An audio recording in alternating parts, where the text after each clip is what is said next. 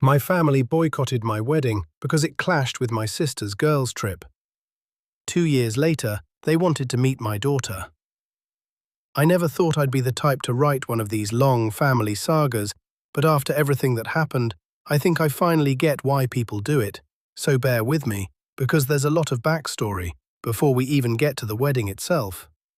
I'm Derek, 32 now, 30 when most of this kicked off, working as a project coordinator for a mid-sized construction firm. The kind of job where you spend half your day smoothing things over between people who hate each other, which turned out to be decent training for dealing with my own family. Because if there's one thing I've always been good at, it's keeping the peace, biting my tongue, and letting things go so nobody else has to be uncomfortable, even when that discomfort should have been someone else's to carry. My girlfriend of 6 years, Casey, is now my wife, and I proposed to her in the little park 2 blocks from our apartment. Nothing fancy, just the 2 of us on a Tuesday evening. And when she said yes, I remember feeling like for once something good was happening to me that had nothing to do with anyone else's approval, which in hindsight should have told me something about how the rest of my life had been going. To understand why that mattered, you have to understand my family, because on paper we look completely normal. But underneath, it's one of those setups where everybody has an assigned role, and God help you if you step outside it. My mother, Linda, has always been the gravitational center of every room she's in, not because she's especially charming, but because she's spent 40 years training people to orbit her moods. And my father, Frank, is a quiet, conflict-avoidant man who decided long ago the path of least resistance was to just agree with whatever she said. My younger sister Brianna, 26, has been the undisputed favorite since birth, not subtly either, in a way that relatives have commented on more than once, before an awkward silence and a change of subject. My older brother Marcus, 34, learned early that the safest position was neutral territory, the Switzerland of the family, never picking a side, just nodding along and disappearing into his own life whenever things got tense, which, in hindsight, wasn't neutrality at all, just a quieter kind of abandonment. The one bright spot was my grandfather, Earl, my dad's father, a crusty old army veteran in his late 70s who has never once in his life bitten his tongue for anyone, and who, for reasons I never fully understood, was the only person in that family who consistently treated me like I mattered exactly as much as everyone else. For a clear picture of how deep the favoritism ran, a few years before the wedding, I got my first real promotion at work, and I planned a family dinner to celebrate, reservation at a decent steakhouse, date announced 2 weeks out so there'd be no conflicts. 2 days before, Brianna called my mother, not me, to say she'd made plans with friends that night and could we move it. And instead of anyone telling her the reservation was already made and this was supposed to be about me, my parents texted me the morning of to say they'd rescheduled to go out with Brianna instead. No apology, just a logistics update, like I was a meeting being moved instead of their son, whose promotion this was. I sat in my car outside that restaurant alone that night and just felt this dull, familiar ache, the kind that stops registering as pain after enough repetitions and starts registering as just how things are. That was the environment Casey and I were engaged in, and I honestly didn't think our wedding date would be a big deal, since we picked it almost a year out, specifically so everyone would have time to plan. Casey's parents were thrilled immediately, offered to help with catering, started a vendor spreadsheet within a week, and it was the first time I think I understood what it might feel like to have a family that was excited for you, instead of merely tolerant of your existence. My side was quieter, which I told myself was just how they were, not a red flag, until it very much was one. About 4 months before the wedding, Brianna showed up at our apartment unannounced, didn't take her jacket off, and told me I needed to move the wedding date because it conflicted with the annual girls' trip she took with her college friends. A trip booked for the exact same week, though apparently she'd never checked the wedding date against it until now. I told her, as calmly as I could, that the wedding had been set for almost a year, that both families had already booked flights and taken time off, and that a vacation seemed like the more flexible of the two events. That was, apparently, the wrong answer. She accused me, with a straight face, of picking that date on purpose to spite her, and when I pointed out how absurd that sounded, she stood up, called me selfish, and stormed out, slamming the door hard enough our downstairs neighbor texted us asking if we were okay. I thought that would be the end of it. It was just the opening act. About a week later, Marcus called, and I was almost relieved, thinking maybe he was checking in, but instead he mentioned, very casually, that the wedding date happened to fall the same week as a corporate retreat his company was sending him on, trailing off in this leading way, wanting me to offer to move the date without him having to ask directly, because God forbid Marcus ever take a position on anything.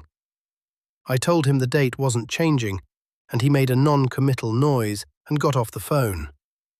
Then came my mother, and this is where it stopped feeling like isolated incidents and started feeling like a campaign.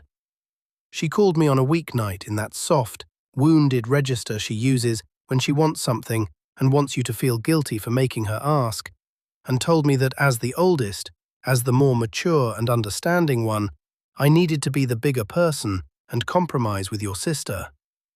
When I asked what compromise she had in mind, since we'd already paid deposits on a venue, caterer, photographer and band, all past their cancellation windows, she didn't really have an answer, just kept repeating that I needed to stop being so rigid. I asked her, and I remember this clearly, because it was one of the rare times I said what I actually thought to her without softening it, whether she had ever once, in 26 years, asked Brianna to give up something she wanted for someone else's sake. Long, uncomfortable silence, and then she told me I was being dramatic and hung up. When I held firm and told the family in a group text that the date was final, my mother's tone flipped from wounded to furious, and she started telling anyone who'd listen that I was embarrassing the family with my inflexibility, conveniently leaving out that the only thing I was being inflexible about was refusing to reschedule my own wedding around a beach vacation. In the middle of this, Brianna went to my grandfather, hoping he'd take her side and lean on me. It did not go the way she hoped, Earl asked her plainly. Since when does a girls' trip outrank your own brother's wedding? And when she tried to explain it was tradition, he told her flatly that if she skipped my wedding over a vacation, she'd regret it the rest of her life, and that he wasn't going to bail her out of the consequences of her own selfishness. She didn't try that approach again. She just went quiet, which in retrospect wasn't quiet at all. It was regrouping. Because after that, things stopped being direct pressure and became something uglier, an ambient campaign I only pieced together in fragments. My mother and Brianna started hosting small family get-togethers that never quite included me, and I found out about most of them after the fact, and the picture that emerged was that my mother had started quietly recasting the situation, telling people I'd become distant and difficult since getting engaged, and, worst of all, that Casey was somehow behind it, controlling, turning me against my own family, which was such a wild inversion of reality that I laughed out loud when I first heard it, because Casey had spent the better part of a year telling me I was too accommodating with them, not the other way around. My mother started calling relatives I hadn't spoken to in years, subtly discouraging them from coming, dropping comments about how awkward it might be given the tension, planting doubt without ever coming out and saying, "Don't go." Then it got financial. My parents had originally offered to cover the photographer as their contribution, and about 6 weeks before the wedding, my father called, uncomfortable, to say they'd decided to pull that offer. No real explanation beyond a vague line about reconsidering their finances, though I knew, and I think he knew I knew, this was my mother's doing. A pressure tactic dressed up as budgeting. Casey and I did the math and found ourselves short almost $2,000 we hadn't planned on, seriously discussing which vendor to cut, when my grandfather showed up at our apartment one evening with an envelope of cash, more than enough to cover it, and when I tried to refuse it, he just set it on the counter and told me some things in life you don't get to say no to. And if my parents wanted to play games with money, fine, but he wasn't going to let it cost me the one thing I actually wanted for myself.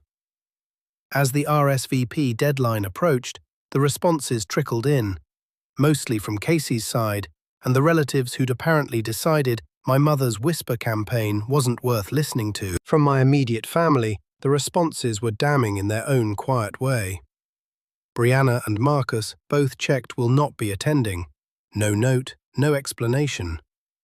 My parents didn't even bother sending theirs back at all, which somehow felt worse, like I wasn't even worth the stamp. About a week before the wedding, my grandfather was rushed to the hospital, an adverse reaction to a new blood pressure medication, and for about 18 hours it was genuinely scary. My mother, and I am not exaggerating this, used the opportunity, while Earl was still hooked up to monitors, to call me and say this whole wedding situation had put too much stress on the family, that his health scare was proof, and maybe I should consider postponing. I remember standing in that hospital hallway, feeling something in me go very cold and very still, because even then, with her own father-in-law in a hospital bed, she saw an opportunity to leverage guilt against me. When Earl came around later that day, one of the first things he did was tell my mother to knock off whatever nonsense she was pulling, that he was fine, the wedding was happening, and if she tried to use his hospital stay as manipulation one more time, she wouldn't enjoy what came next. He was released 2 days before the wedding, against his doctor's mild reservations, because he refused to miss it. The day finally came, a bright, slightly windy Saturday, and I remember standing at the front of this converted barn venue with string lights and big open doors, looking out at the front row. 4 empty chairs with little ribbon bows Casey's mother had tied that morning, not knowing yet that nobody would sit in them. It gutted me for a second, but then I looked past them and saw Earl in the row behind, in his best suit, leaning on his cane, having discharged himself from a hospital bed less than 48 hours earlier just to be there, and Casey's parents beaming like it was their own kid getting married, and a scattering of cousins and aunts and uncles from both sides who'd decided whatever drama was swirling around my mother wasn't worth missing this over. And something settled in my chest, the realization that the people who mattered were in fact there. They just weren't who I'd spent my whole life assuming they had to be. The ceremony was, honestly, close to perfect. Casey cried, I cried, Earl loudly blew his nose during the vows in a way that made everyone laugh instead of feeling awkward about it. Partway through dinner, my cousin Tyler came over looking uncomfortable, holding an envelope from my mother. Inside was a check, a decent amount actually, and a note in her careful cursive saying she hoped one day I'd come to appreciate the value of family. I sat there holding it, laughing this short, disbelieving laugh at the audacity of sending a guilt-trip greeting card check to the wedding she'd spent months trying to sabotage. I put it in my jacket pocket and didn't think about it again that night. Unfortunately for my mother, the story didn't end there, because my Aunt Carol posted photos a few days later, gorgeous shots of the ceremony, of Earl dancing with Casey, Kane set aside for a few songs, and she captioned it with something pointed about what a shame it was that certain people had chosen to miss it. And that post got shared around more than any of us expected, especially in family group chats, and comments started rolling in from people who remembered, more clearly than I'd realized, years of stories about how differently Brianna had always been treated. Within a week, my mother had gone from quietly furious to openly unhinged, posting vague statuses about people who don't know the whole story, calling relatives to yell at them for commenting, and when a cousin gently pushed back in the family group chat, my mother said some genuinely nasty things about that cousin's own situation and removed several people from the chat, including me, a couple weeks later. Around this time, I got a late-night text from my sister-in-law Jenna, Marcus's wife, who told me Marcus had actually wanted to come, had told her privately he felt terrible about missing it, but that my mother and Brianna had called him repeatedly beforehand, telling him showing up would be seen as choosing sides against the family, and Marcus, being Marcus, folded rather than face the confrontation. It didn't excuse it, but it made me understand him a little better. The biggest shift came from my father.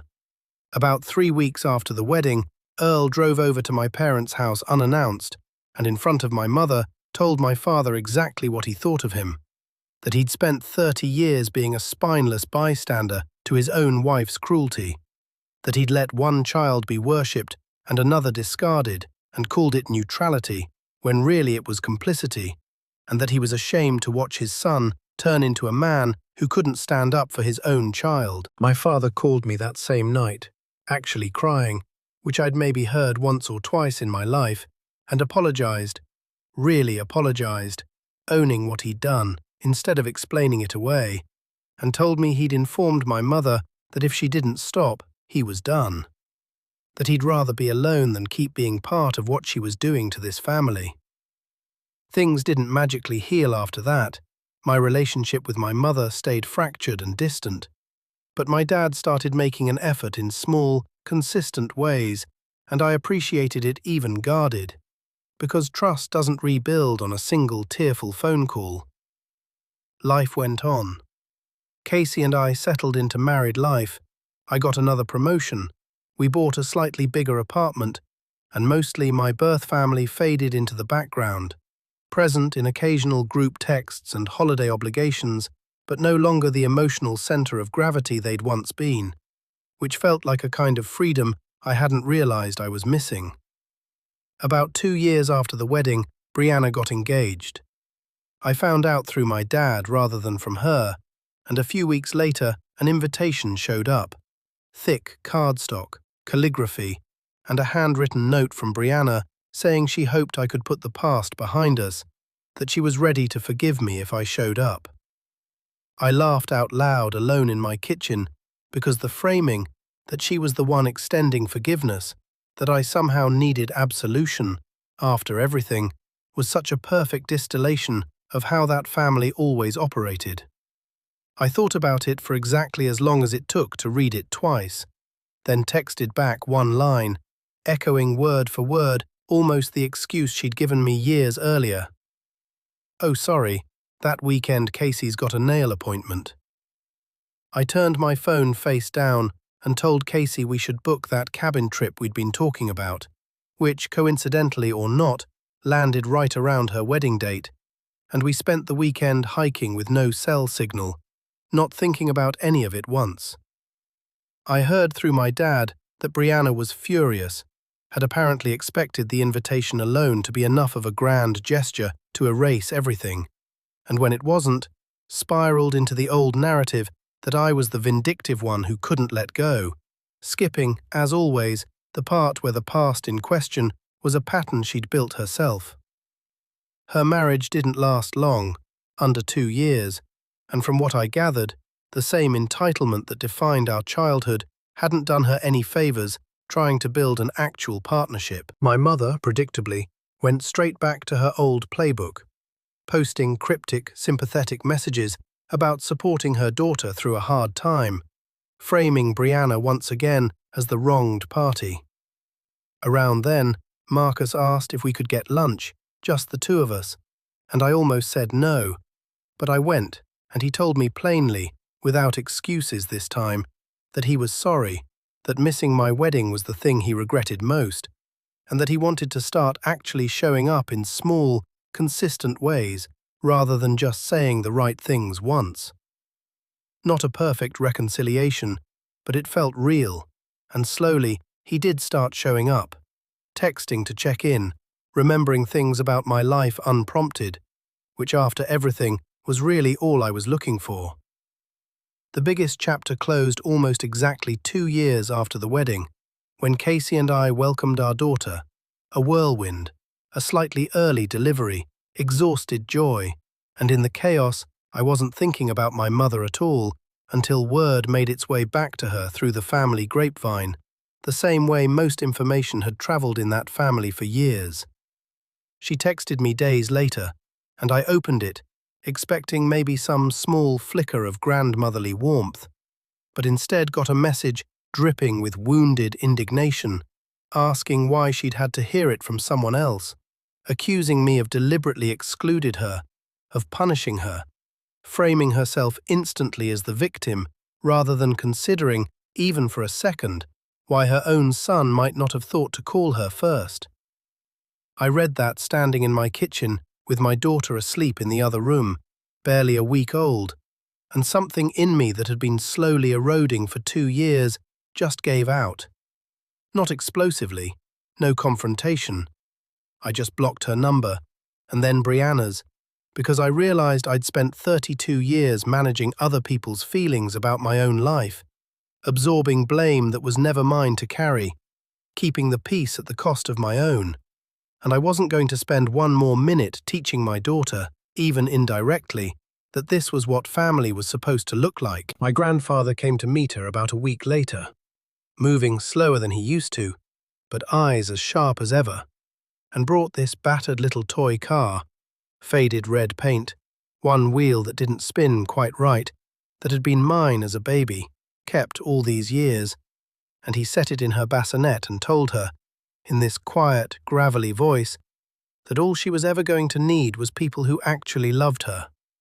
Not noise, not conditions, just love, plain and steady, and that he intended to make sure she got exactly that for as long as he was around. I think about that moment more than almost anything else from those years, because it felt like the one piece of my birth family that had actually functioned the way family is supposed to, finally passed down intact. It's been about a year since. My mother and Brianna made no further attempts to reach me directly, though every so often I hear through my dad, who calls fairly regularly now, that my mother complains to anyone who'll listen about being cut off from her only grandchild, still, somehow, without ever mentioning the message that got her blocked, still recasting the story so she's the one who was wronged. About 2 months ago, out of nowhere, I got a text from an unfamiliar number. Brianna, using some new phone apparently, asking, with no acknowledgement of 2 years of silence, no apology, whether she could come see the baby sometime. I stared at that message for a long time, then closed the app without responding and went into the living room where Casey was sitting on the floor with our daughter, who's walking now, wobbly and delighted with herself every time, and I sat down with them and let the rest of it go quiet in my head. Because I've learned, slower than I probably should have, that you don't owe explanations to people who never gave you any, and that the family you build on purpose, out of the people who actually show up when it costs them something, is worth infinitely more than the one you were born into and spent your whole life trying to earn a seat at. My grandfather still comes by most Sundays. He still doesn't bite his tongue for anyone, and I hope he never does, because if this whole ordeal taught me anything, it's that the people who actually love you don't need you to be smaller or more convenient to keep showing up. They just show up, and everything else, eventually, sorts itself out.